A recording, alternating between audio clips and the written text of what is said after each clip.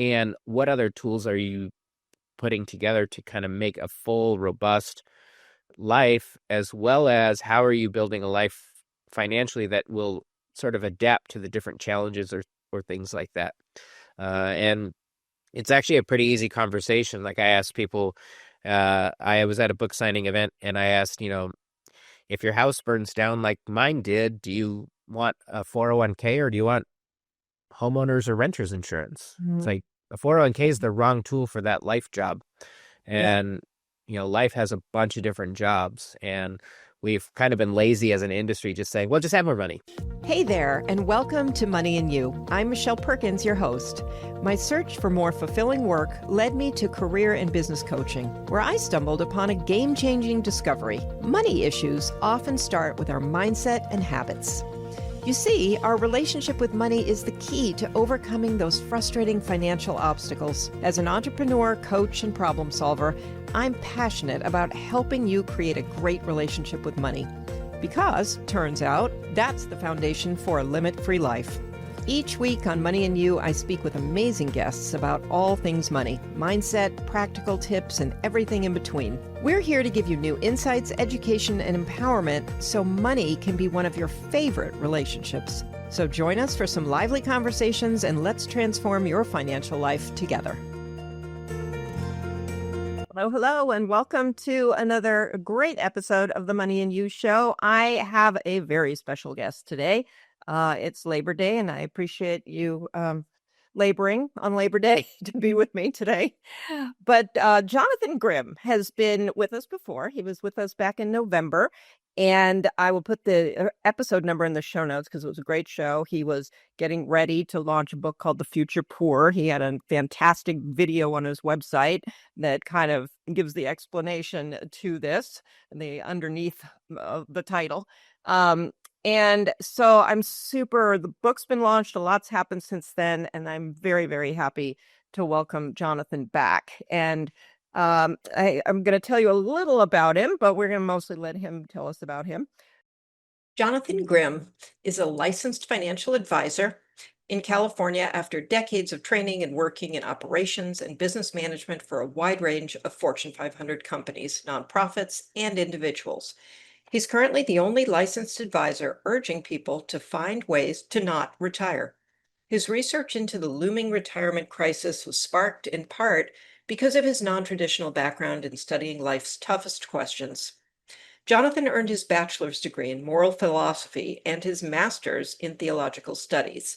In The Future Poor, his latest book, he describes how the deeper questions raised in his academic training pushed him to question conventional wisdom and discover the deep flaws in our American financial system. Once he documented those holes in what millions of Americans think of as their retirement safety net, he has spent years pursuing practical solutions that involve our working together as families, congregations, and entire communities toward a better future. Jonathan is the creator and editor of the Grimm News, a series of daily news and commentary making sense of our global economy from understanding breaking news to lifting up untold stories Jonathan knows will help and sometimes amuse his readers. He's married to Amy Grimm, LMFT, an award-winning licensed marriage and family therapist. They live near Pasadena with their 3 children and 1 large dog, who sometimes makes cameos in his podcasts. For more information, you can visit Jonathan's website, thefuturepoor.com, or his newest company, Fernbridge Advisors. Hello, it's good to be back.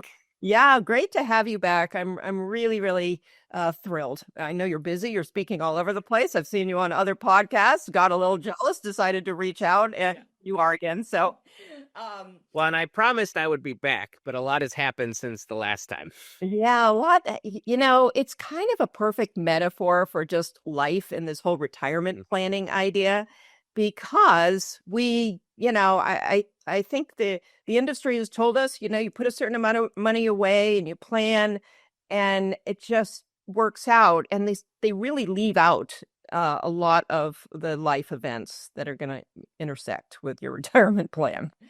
Yeah. Yeah, that was one of the big things. I was at a book launch. I was talking about how this all started for me in 2019 of looking at they call it a large confidence model, where when you're trying to be precise, you're like, well, we have options from 0 to 100, so we'll try and get you in that range. And what we want is something more precise. And so it's I was like, wait, what are we doing? Like we're not precise at all. And but life requires and money requires a lot of precision. And that's where especially like in looking at retirement, it was like, well, just have a lot of money and hope for the best. And then that kind of gave birth to really exploring like, okay, what do people really need money for in the end? And what we generally do is just go, well, you just need income. So what are your expenses going to be 30 years in the future? Okay, well, that's what your income is. And so it was sort of this really odd approach. And I realized everyone was just kind of doing it that same way. And even if you go onto like Chat GPT and ask for a retirement plan, it'll give you the exact same scenario, exact same method. And I was like, but does this actually work? And that's when I was like, I don't think it really does. So, and then it was like, as an advisor, I was like, okay, I don't want to sit across the table from clients in 10, 15 years and say, hey, you know all that stuff we did and planned for? It didn't work. So, uh, because I think that's where a lot of people are going to be in the next 10 to 15 years. They're going to sit with their advisor, and their advisor's going to have to be in that scary spot of saying, hey, all that advice you paid me for, all that stuff I planned for you, yeah, you can't actually do it because it didn't work. And then that's going to be a really, really tough conversation between advisors and clients over the next 10, 15 years. So I didn't want to be in that spot. So we had to do something different. Yeah.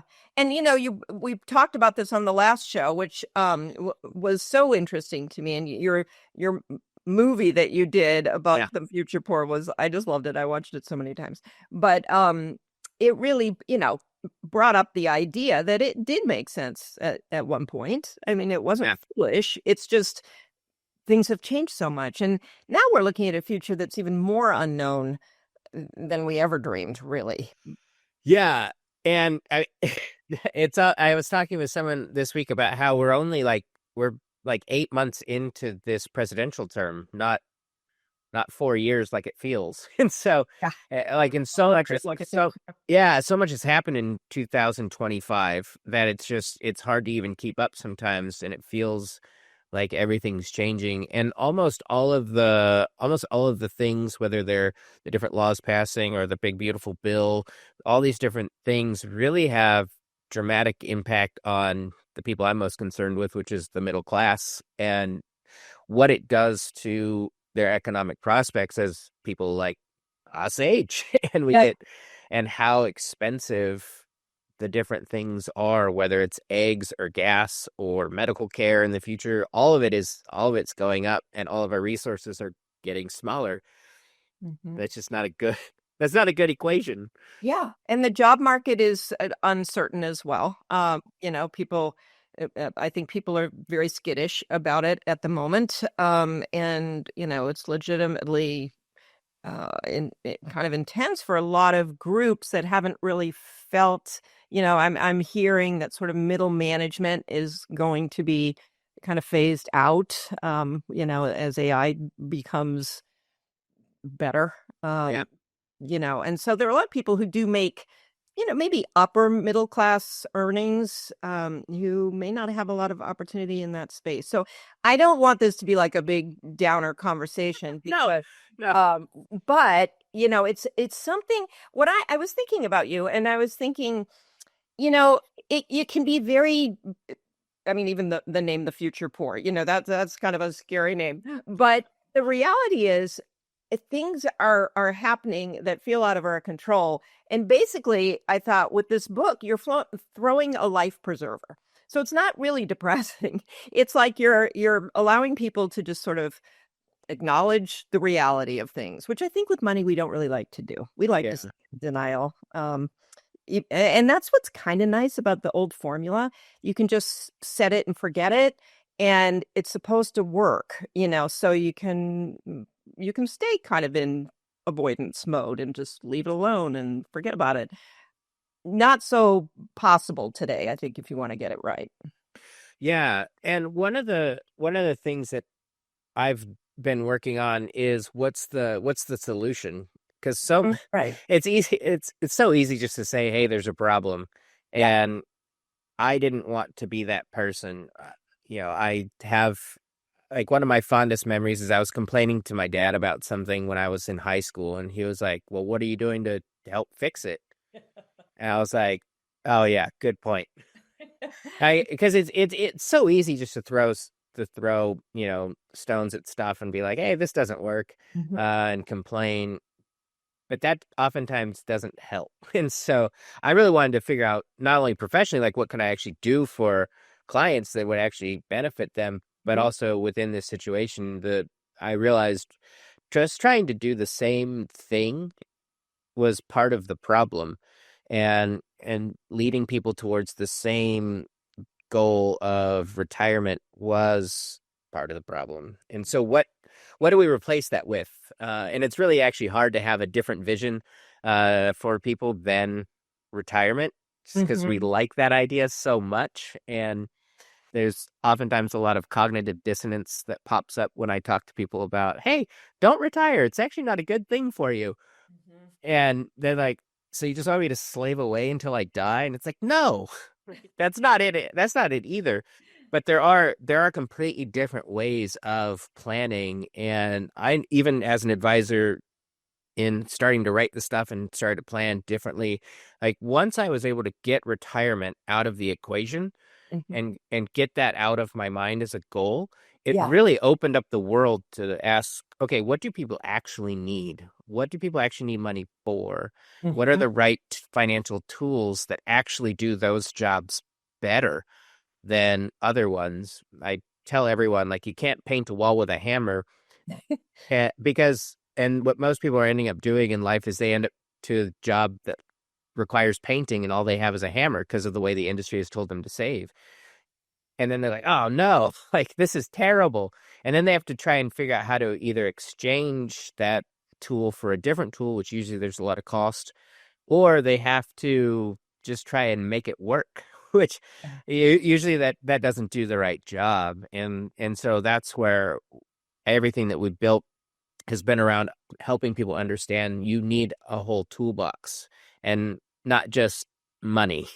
You need money placed in different places. And that's been part of the education piece. And then really rethinking, okay, what do people need money for their entire life? It seems to boil down to everyone needs income. I don't care how old you are, you need income.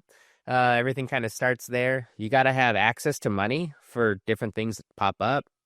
Kind of got to keep everything growing, which is oftentimes hard to do. And you also got to take care of medical expenses because medical, at least in America, continues to be one of the number one costs associated with just being alive. And we're the only Western country, I think, that has medical debt and medical bankruptcies. And so it's a real thing that has to be taken care of for all of your life. And the recent studies show that like Fidelity, I think, did a study that the average senior is going to spend about 150K on medical expenses outside of what they get from Medicare or Medicaid. And that doesn't include any long-term care related stuff. And then that stat is 70% of people that make it to 65 are going to end up in a long-term services and support scenario or a long-term care scenario that'll probably run between 3 and 5 years on average to the tune of about $500,000. And so, how are people's portfolios equipped best to handle a $500,000 medical expense in the future? And I kind of looked at it and was like, well, almost nobody. So, so we should probably plan different and plan in a way that takes into account that high probability aspect. And, I always tell people like planning for your future medical is not sexy. It's not as fun as, you know, No. a potential 25 or 50% return in the market. Yeah. Uh, but it's way more valuable in terms of what you actually need money for. So that's Yeah. what that's a little bit of just sort of where I saw things were going and what we kind of had to do that was different and then where we're trying to go now. Yeah, that's really, really important. I mean, it's fantastic work because it does. And, as you're talking, I'm thinking, why isn't the industry as a whole recognizing the same thing? I mean, what are they thinking? It's not the same. you know, everything about the world is different than when this really made sense. So are they Yeah. thinking about it? Or is it outside people making the changes and they're staying put? Yeah, I've spent a lot of time this year studying economic bubbles, Mhm. and I've been looking at retirement through the lens of how economic bubbles work, whether it's the original one, which was the tulip bubble. I always tell people, like, go Google that one. That's a fun one. That was the first sort of speculative economic bubble in like the 1600s, where people liked tulips. um, yeah, so and then everyone went all in on tulips, and then the bottom fell out, and then they became worthless. So once they realized they could make tulips really, really easily, and they weren't as big of a commodity as they thought, to dot com and the dot com bubble and the housing crisis, those are like the two recent bubbles that most people are familiar with from this time period. So when you study those, you realize there's something that kind of happens where something comes on the scene that's new.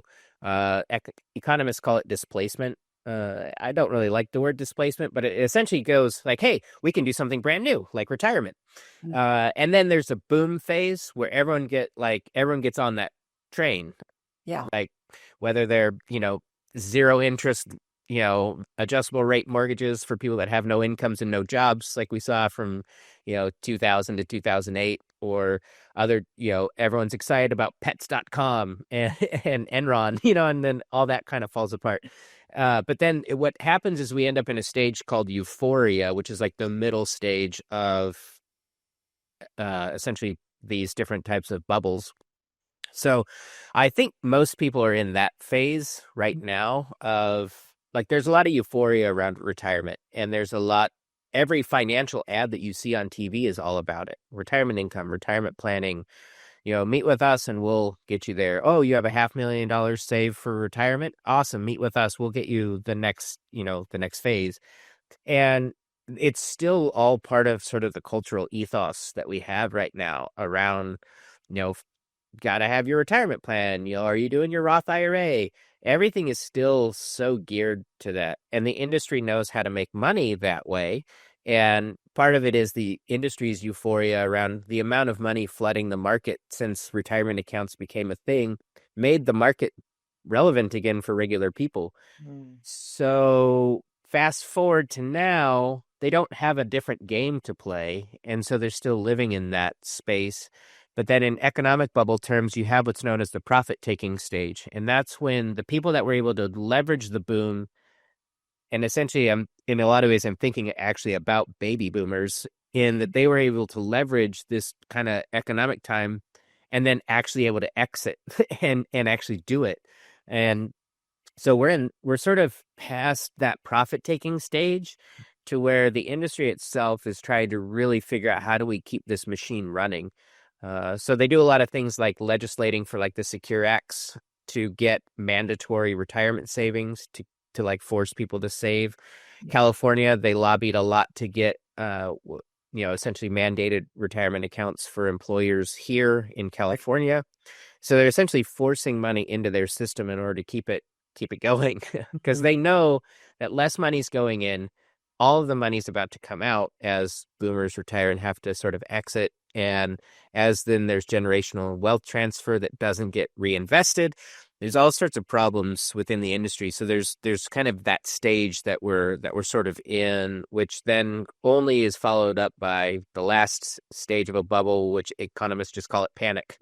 Mm. And I was looking at it from the panic standpoint of, the future poor scenario is really a 1950 to 2040, so a 90-year sort of bubble, a long arc economic bubble, to the point where we're in the panic stage now.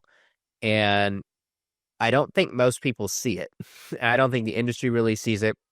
I don't think most consumers see it. Mm. But if you're wise and you step back and go, oh, we're in this stage, and you sort of look at what we do instead. I Yeah. People have probably seen movies like The Big Short or read Michael Lewis's book, The Big Short, where you talk about what people actually do instead is you kind of bet against it. You short it in financial terms. And so we're taking a big bet against retirement. as a practice. And me personally, I'm heavily invested in essentially shorting retirement by doing something completely different. And we're seeing a lot of progress there.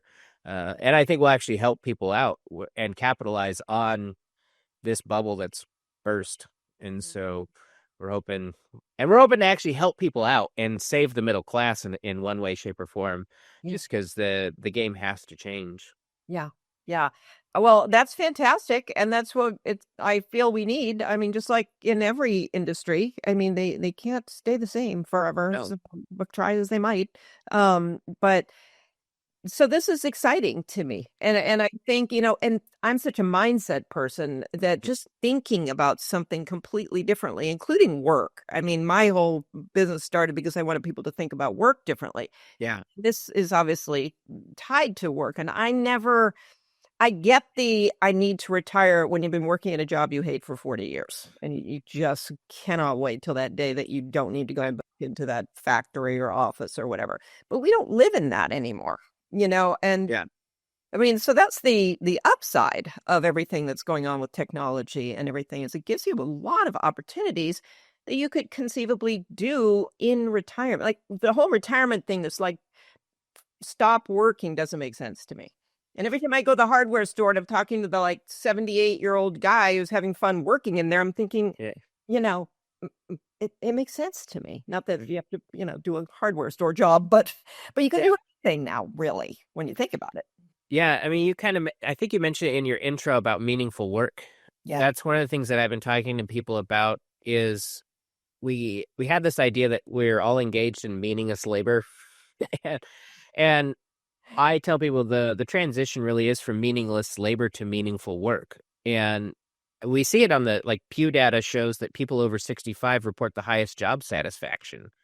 Mhm. And then people under 30 essentially the lowest job satisfaction. So you're like, okay, what is this? What is this thing here that's going on?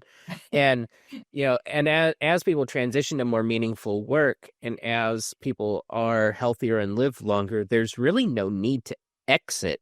And exiting actually proves to be globally one of the worst things for people's health. Mhm.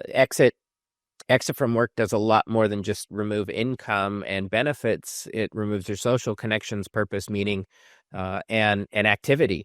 And those things sort of set people up to live a better life and a more fulfilled life. And that's one of the things that we talk about with clients is we really actually might be the only financial firm that really is curious about your social connections and your social context. Interesting. And so we want to understand people's friend networks, social networks. We want to understand, are you part of any clubs or volunteer? Are you engaged in any sort of meaningful community connection? Mhm. Because they found that actually has more economic impact on your well-being than the amount of money you have. And Interesting. that's going back How to, so? Like what's the oh, how so is it connected to money? yeah, so it kind of are you familiar with Robert Putnam and his work Bowling Alone? No. By chance? Okay. So you'll enjoy his work, I believe. He started studying I think in Europe must have been 30, 40 years ago now that he started, but they were studying like what makes for economic viability in different cultures and why different communities with similar resources would have completely different outcomes.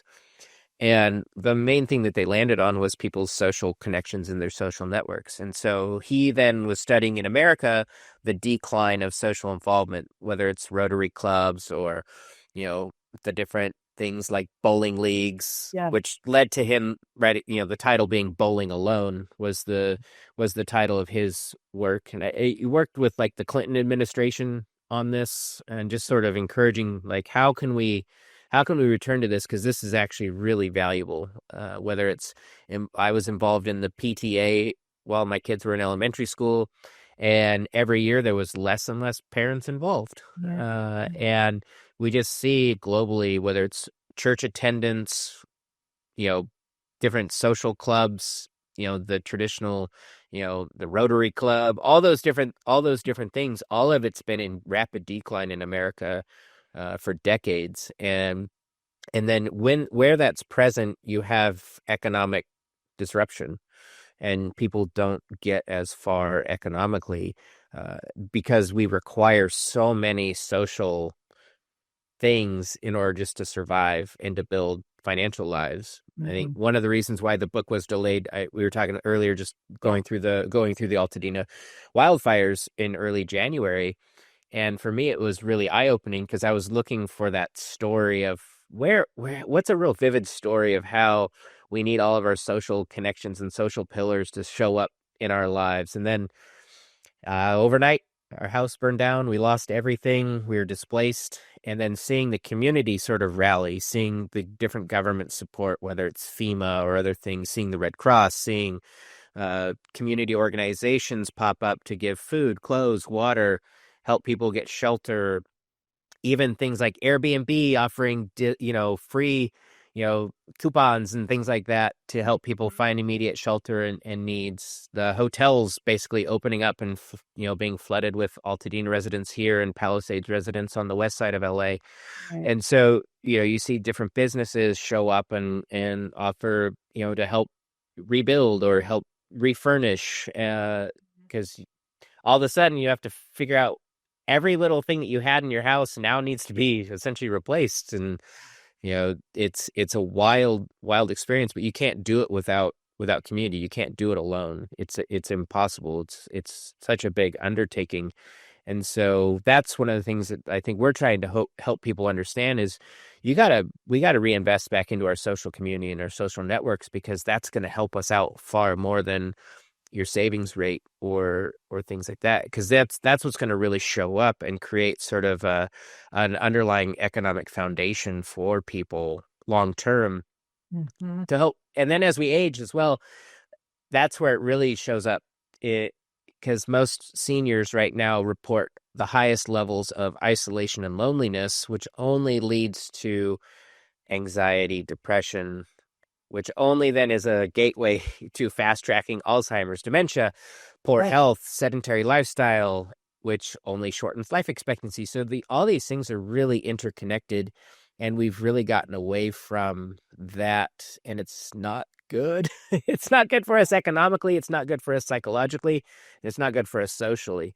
And so that's where that emphasis becomes so important for us Mhm. in the mix. And then all of the stuff that goes along with just how we financially plan and the different tools and resources that we have at our disposal to use to sort of try and help create a better financial life in addition to our community and social structures. Oh, I love that. And I love that you consider yourself a financial ethicist, if I'm Yeah. saying that word right, because it's so true. It's so interconnected, all of it. Work, money, these ideas, social, and of course health. And you're right. I mean, your level of social interaction with people has a very direct impact on your health. Uh, Yeah. And that's where I was so grateful. I didn't quite know why I switched my major to ethics back in college. I had a wonderful ethics professor who he was foundational for helping me think through the issues that I was seeing with the future poor, some 20 years after graduating with my degree in ethics. But it really is a really interesting foundation to sort of bring to the table that I don't know. I always joke that it's like an oxymoron that I have an ethics degree and I'm in finance. They oftentimes don't seem like they should go together, but that's the case. But thinking through a real ethical framework and a lens that really asks what's really good for people is such a different framework. And I actually think it's a framework that's making a lot of sense to the people that we're interacting with as we talk about different things and hopefully move people financially to a better spot. The ethics thing is what's really sort of, it gives us sort of a different underlying ideology to work from that I think people trust a lot more than, are you just trying to sell me something? Or you're just trying to get my money? We really want people to understand that we really, with me and my partners that work in the financial side of things professionally, there really is, we're really driven by an ideology and really driven by trying to save the middle class, really driven by trying to understand all the financial tools that are out there and how do we put them together for you so that you're taken care of, and Mhm. that you understand with hopefully some real precision why you're doing the things you're doing and why it makes sense, and where we're sort of really living. And oddly enough, I think we're really resonating with a lot of folks because people don't have a lot of faith in the system at the moment. And they meet with most financial professionals that still have a lot of faith in the system. Mhm. And that disconnect is not, it's not working. And Right. so we don't have a lot of faith in the system, which is weird because we're also in it. So Yeah. Yeah. I'm a professional, and yet I don't have a whole lot of faith in the system, which is why we're trying to do some different stuff. Well, I think to me, what I'm hearing is you don't have faith in the system as it's been sort of breaking down a bit over the years Yeah. and antiquating itself. But there is faith in the system if maybe you can do things differently with it. I mean, it's a system Yeah. within which you can make some changes and have some better outcomes. Yeah. And one of the things that I tried to do was go, these are the financial tools that are out there. Like these things, whether it's life insurance, 401ks, 403bs, pensions, annuities, uh, long-term care insurance, disability, Roth IRAs, brokerage accounts, Robinhood, like all these things are out there. So how do we, like, what are they? Why are they still here? How can we take these tools that are out there and maybe use them different Hmm. and structure them different to get a better outcome? And, in one sense, someone else might use a Roth IRA completely different than the way I do. Hmm. And it's part of it is understanding, hey, there's multiple ways this tool can be used. You know, I always use like the hammer analogy. Like hammers can do all kinds of things if you're creative and if you think outside the box. And I'm heavily influenced by a Harvard professor named Ellen Langer who wrote a book called Mindfulness, and how oftentimes we get trapped by a category. And so if we tell someone a spoon is meant for just eating soup or cereal, then people oftentimes get trapped into thinking that's the only use for a spoon, as opposed to if you say, what are the 20 different things you might be able to do with this spoon? Hmm. Then you sort of go into this whole different creative space and thinking, oh, I could dig a hole. I could make music with it. I could use it as a catapult. I can, I can do all kinds of different things with this spoon. And that's where I think for myself, it started with myself just trying to strip away like everything that I've been told, this is what this particular thing is, but then really going, no, what are all the different things that it can do? Yeah. And then how do I put that next to another financial tool and show how that complements and how that works together? And that evolution sort of led us to a planning model that we call it the Magic Circle. It's just a proprietary tool that we've built where we just lay together what people have, and it kind of outlines these are the different features that these different accounts pick up for you. Where are the holes in this plan, and then how can we complement and fix it? And and it's really opening up people's minds to the whole wide range of tools. And if you're on TikTok, you'll see everyone talk about the S&P 500. Yeah. Everyone says invest in the S&P 500, and then they're like, well, no one tells you how, so open up a brokerage account at Fidelity, Schwab, or Vanguard and buy their S&P 500 fund. And that's as far as it goes. And I looked at it and said, well, no, there's actually 10 different ways you can own the S&P 500. You can own it in all kinds of different accounts, and each way that you own it radically changes its purpose and use in your real life. And so I can just go down the list, whether you own in a 401k, a Roth IRA, an HSA, if you own it within a life insurance policy or an annuity or a 529 plan. Mhm. All these different tools then create radically different ways that money works and can move and operate in your life. But most people don't have a clue as to how to put all of that together. And that's where I got creative and was like, wow, that's the real magic. Because when we start putting all these things together, we really create more efficiency on the way up and more efficiency in the way people accumulate money. But we really create efficiency on the back end when it's time to use your money. And that's the magic. That's where that's where it really matters. Of when it's time to use your money, do you have it in the right place, Yeah. and is it going to do that job really, really well? And so that's where we're sort of in this whole kind of evolution of just reshaping the way financial advising, the way financial planning works, so that we hopefully get the best outcome and get more precise. Hmm. I really love that. And it kind of reminds me a little of what very wealthy people do with like a family office. Like, Oh yeah. everybody's looking at everything so that all the puzzle pieces will fit together the way they should, Mhm. with taking advantage of all kinds of relationships of these things. And the average person doesn't do that. They. Yeah. Yeah. And one of the areas that we've seen some of the most impact is in regards to the life insurance. Hmm. That is something that is utilized a ton by wealthy folks, whether it's within trusts, with things like, ILETs or these other different ways people can utilize life insurance, whether it's through transfers of wealth outside the tax system, as well as just creating generational wealth for families. And the middle class has been, I think, sold some really bad information about life insurance as well as other insurance products. And I admit there is some really bad stuff. Okay. People send us some stuff, and I just look at it. I'm like, oh my gosh, how could anyone have ever put you in this thing? It's no wonder it gets such a bad name. But one of the things that I offer to everyone is I will do a free life insurance review, complimentary. If anyone listening, any of your audience that wants a life insurance review, send it my way.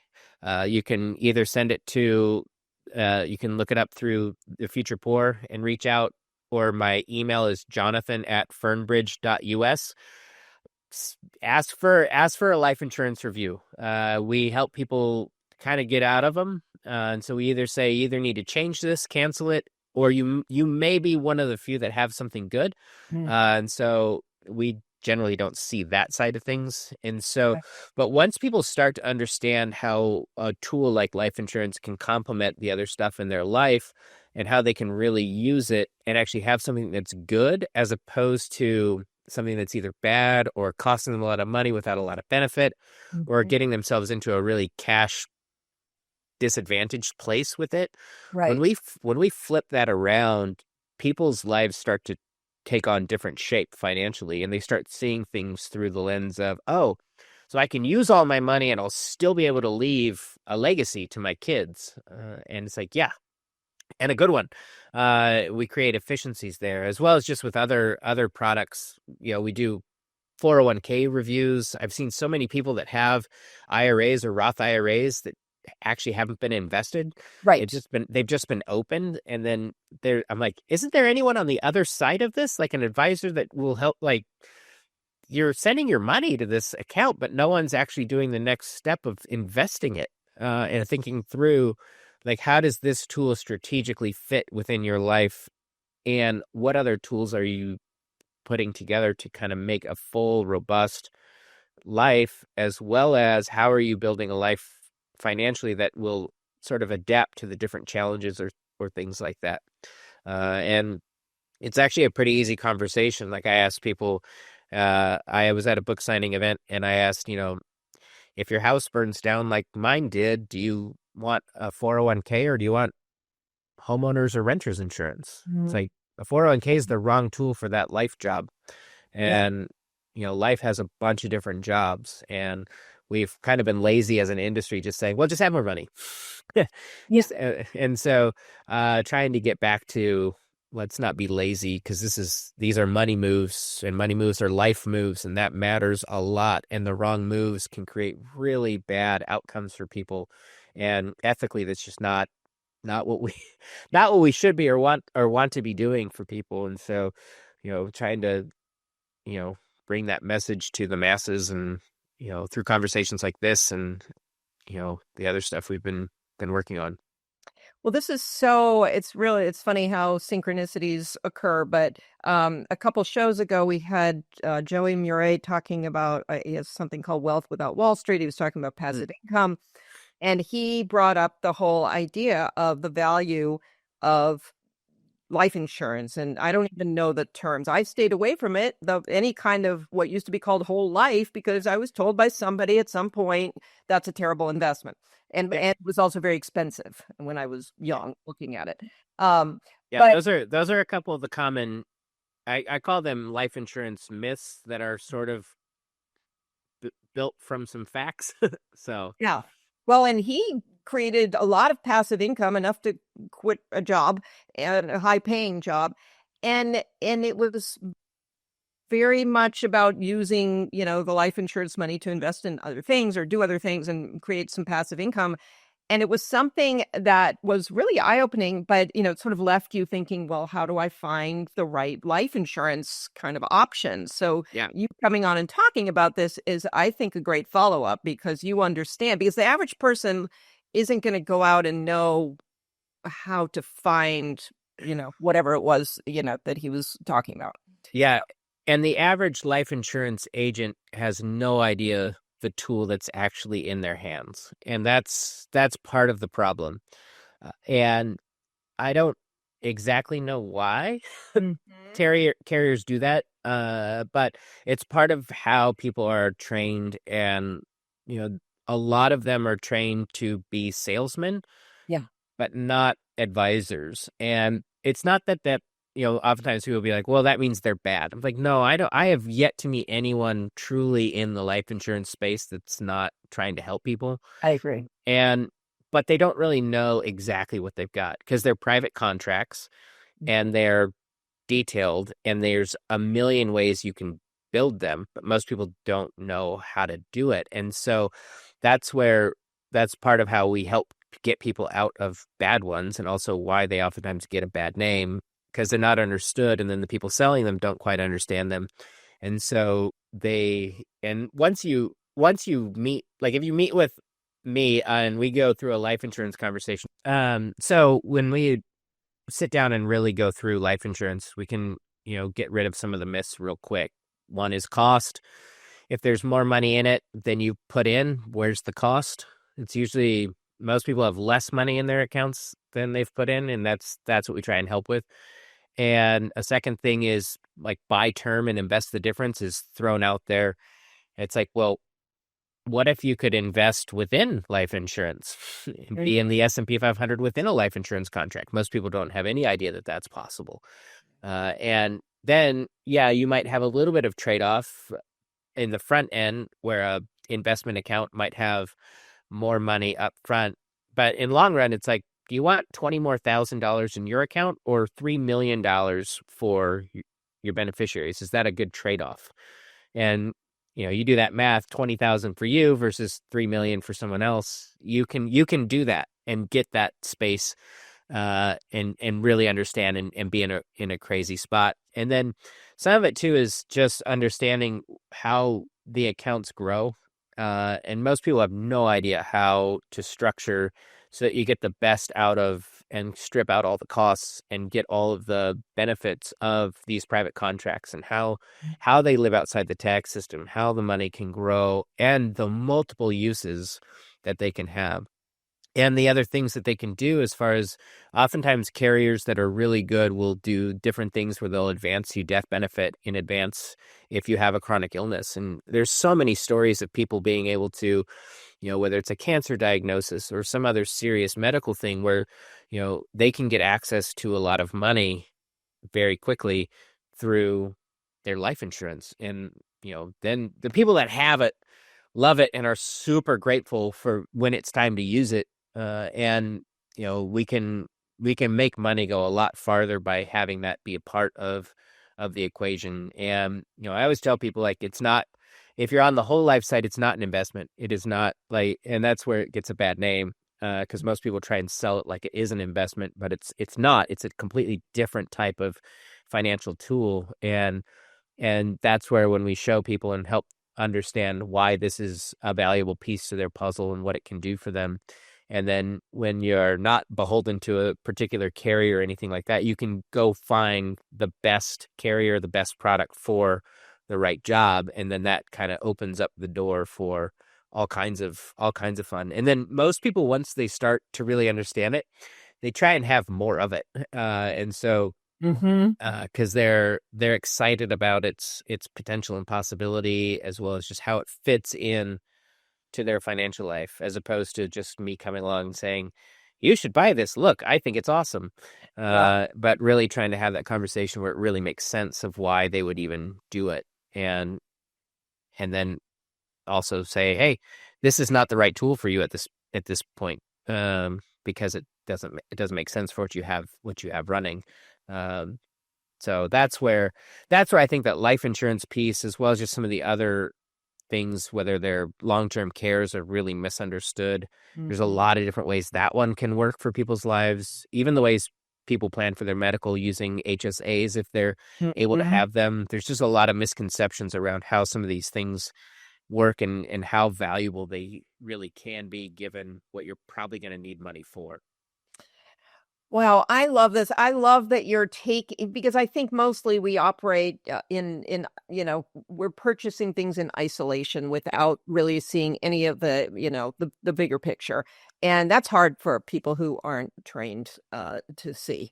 Yeah. And so we buy this and we buy that, all the good things. It's like buying a bunch of clothes. Each individual item is cool and looks great, but they don't really work together. So Yeah. I think it's super important what you're talking about here. Well, I say that saving money is important, and that's where most people are trying to do, and that's, I think, what most of the advice is to just save more money, and that's good. People should, and if they're in a position to save money, it's a good thing to do. But it's very different than actually having a strategy. And I think that what most people have walked away with, whether it's from their financial professional, from their accountant, from their life insurance guy or gal, is savings. Just save more. So save this way, save that way, Mhm. as opposed to actually being given a strategy that really will map onto their real life Mhm. better than just saving. And that's really what I mean, I saw it with retirement. Retirement, in the way that we say to do it, just doesn't map onto real life anymore. Mhm. And so what are we going to do that really does? And I just don't think most people are given anything beyond saving more money is the thing you got to do. Yeah. And, saving this account, saving that account, hopefully it works, as opposed to real strategy. And, I think the industry gets lost a lot of times in its terminology, and its strategies are either for the ultra wealthy, or you need a doctorate in economics, or you gotta understand and be trained in the foreign language that is finance. And so what we're trying to do is make that much more simpler, because it doesn't have to be rocket science and it doesn't have to be crazy, but it can also be complex because it does require strategy. And so Mhm. Yeah. the people that are really interested in a financial strategy are the people that usually find what we're doing much more up their alley, and much more within what they're thinking. And it usually makes a lot of sense to them. Yeah. The people that just want to save or do it yourself, those people tend not to understand or be the best for strategy at this point, or people that are really locked into still trying to force the retirement game. And so I'm always honest with people as far as if I'm the right person, or if, the firm is the right fit, Mhm. because it is different. It is a different approach and a different mindset, but hopefully it's one that works far better. Yeah. And we hope to get a good output on the other end for people, and where we can really stamp it and say, yeah, I believe in this, and I have a high level of confidence that this is going to work. Yeah. This is going to work really, really well, as opposed to just living in the world of probabilities and guessing. Yeah. Yeah. Oh, Jonathan, thank you so much. I hate that we're out of time. We are. I know. But it's such an interesting conversation. I could have gone so many places with this, a little about taxes, a little about all kinds of things. But Oh, yeah. yeah, I'd love to have you back on. Maybe Yeah, we'll have a tap next time. Let's talk taxes. That's always fun. Everyone loves that. it's so overlooked. I know it sounds boring, but it's actually really it. I mean, once you start paying taxes on certain things that maybe you didn't expect to pay taxes on, or not at that rate, it be you really, the curtain gets pulled back, and you Yeah. realize the tax aspect of the strategy you're talking about has to be factored in. Oh, Um, yeah. so Anyway, please let the audience know how they can find you. Your offer is really generous and lovely, that people can call you and get more information, on Yeah. this. Go ahead. Yeah. So first is the books available at major bookstores online. You can go to a local bookstore and hopefully find it maybe. But Amazon is where everyone goes. So the book's available. You can also go to thefuturepoor.com. And then there's also on the Future Poor is a place to sign up. I send out on a pretty decent regular basis different articles or things that I'm working on related to finance that I think are helpful, or just different insights into different things.